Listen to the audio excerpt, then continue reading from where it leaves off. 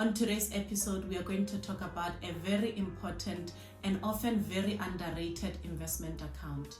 It's a tax-free savings account, aka TFSA. If you go off the name alone, you might think it's just like any other savings account and start using it incorrectly, depositing money in there and withdrawing it for emergencies and some other mistakes that I've seen people make with their TFSAs. So before we get into it, let's fix that name. It should not be a tax-free savings account. It should be a tax-free investment account. That automatically changes the way you look at it, doesn't it? If you're new here, hi, welcome. My name is Idumeling. I'm a qualified management accountant, and on this channel, I help ordinary people like you learn how to start saving money, get out of debt, invest, and ultimately build wealth. If that is something you're interested in, please do subscribe and become a part of our growing rich family. Okay, first things first, what is a TFSA? A TFSA is an investment account in which any interest earned on your investment, any capital gains, any dividends are completely tax-free. By tax-free, we mean you pay nothing on tax. Whatever amount of money your investment grows with, whatever interest you get, if you get any dividends on those investments, you're not going to pay the taxman anything. So that is why it's one of the best investments you can get, because anytime we can run away from SARS, we have to take advantage of the tax benefit. I think it's a wealth hack to put your money in a TFSA and let it grow over time. Long term, you should really aim to put your money in a TFSA long term so that you can benefit from compound growth. There are some other few things that you should know about TFSAs. Number one is the limits. You have a yearly contribution limit of 36,000 rands and a lifetime limit of 500,000 rands. You're not supposed to exceed those limits. Per year, you're not supposed to exceed 36,000 rands, and over your lifetime, you cannot contribute more than 500,000 rands.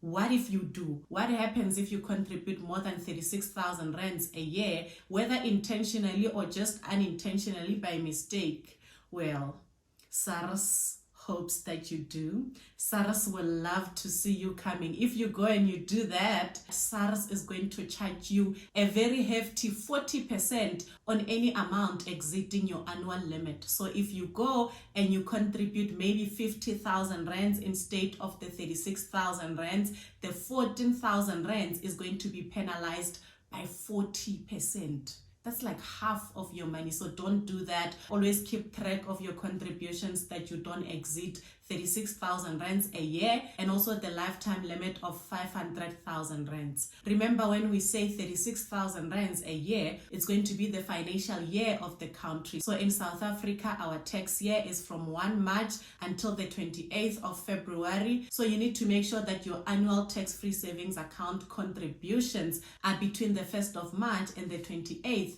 of February. For example, if today you go and you open a TFSA and you max it out, you are done for this year, right? You are aware that you're done for 2025, and then next year it's 2026. And in January next year, if you go, you say, oh, it's a new year, I can put another 36,000 rands. In January, is that correct? No. You are still within the 2025 tax year. 2026 has not yet started for you. 2026 will only start on the 1st of March. So if you go and you do that, today you open a TFSA, and then in January you go and you contribute another 36,000 rands, you are over the limit. By how much? By 36,000 rands. And what is going to happen? SARS is going to be smiling all the way to the bank. So make sure that you don't exceed the annual 36,000 rands a year. If you have maxed out your tax-free savings account, then it's time to move on to other investments, and then SARS will be there with you smiling, because whatever interest, whatever dividends, whatever capital gains you make from those, you will have to pay taxmen according to the current tax laws. So that is why there is a cap on how much you can contribute, because imagine if there were no limits to how much you could put in your TFSAs, all our investments would be in TFSAs, because why would you pay tax if you had an option to just put all your money in a tax-free investment account? So the government was very smart. They put limits to how much we can contribute, so that if you do decide to invest more than 36,000 rands, then you can invest it in other accounts where they would be able to tax you. And if you do make a mistake, you invest over on your TFSAs, then the heavy penalty. So like I said in the beginning, a TFSA is an investment account. You should really aim to have it more long-term as opposed to using it like an emergency fund. You should have an emergency fund for your emergencies.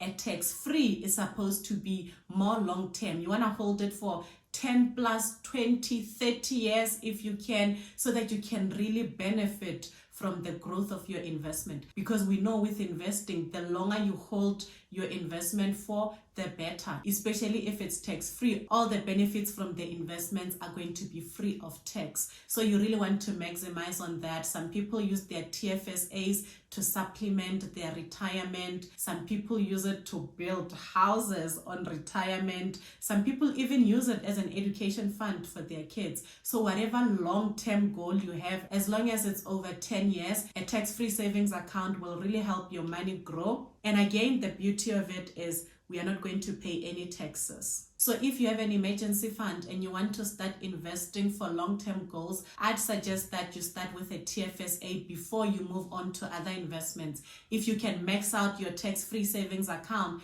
every single year, then move on to other investments, you would have really protected a portion of your money from the tax man. And maybe if you're someone that can only afford the 36,000 rands limit a year, then I'd suggest you put all that money, that investment, of course, after having an emergency fund, I'd suggest you put all of that in a TFSA, because anything else that is not a TFSA, the capital gains, the dividends, the interest, and is going to be taxed. And now, very important, where should you invest your TFSA? I believe that where you invest your TFSA is extremely important, because remember, this is the only tax-free investment we are going to have. So we really want to maximize the growth, because no matter how much it grows, SARS has no right to it. So you have different options on where you can put your TFSA.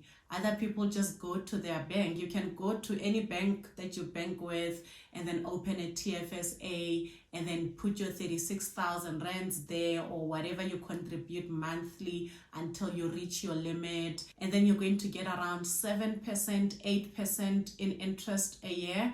And that's not a bad plan. You can do that, but I wouldn't advise it. I would take my money, put it in ETFs, in unit trusts, all those basket funds in the market that carry a little bit of risk but are honestly stable. So it's a calculated risk. And there you are going to get more than 8%. You're going to get at least 10% if the market performs well. So that is where today's sponsor comes in. Fynbos Money is a South African investment platform. They are a registered financial services provider, and they are very passionate about the TFSAs. I met with their CEO and he explained where his passion for TFSAs comes from. He says that he has seen way too many people not take advantage of the tax benefits that come with TFSAs. So that is why he developed the platform, so that more people can know about TFSAs, how they work, and ultimately take advantage of that tax benefit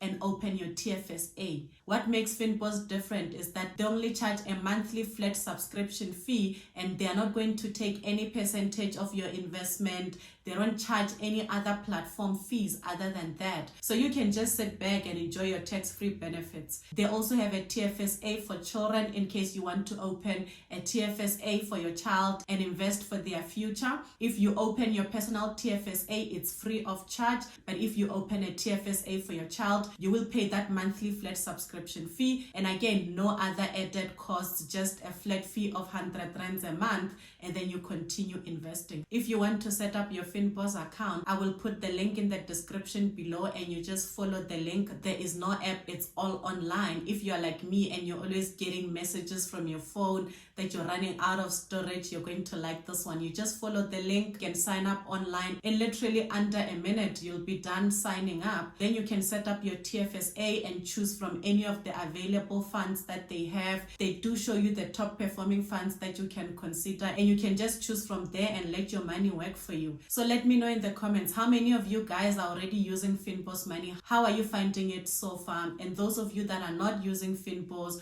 or do not even have a tax-free savings account, I would suggest that you open one today. It can be on any platform that you want, as long as you can get started and take advantage of the tax benefits. So I really hope you found value in this episode. I hope you learned a thing or two about TFSAs. If you didn't already, let me know in the comments, what is a fun fact about TFSAs that you didn't know that you knew from today? What did you learn from this video? I will see you guys in the next video. Until then, I hope you have a rich day.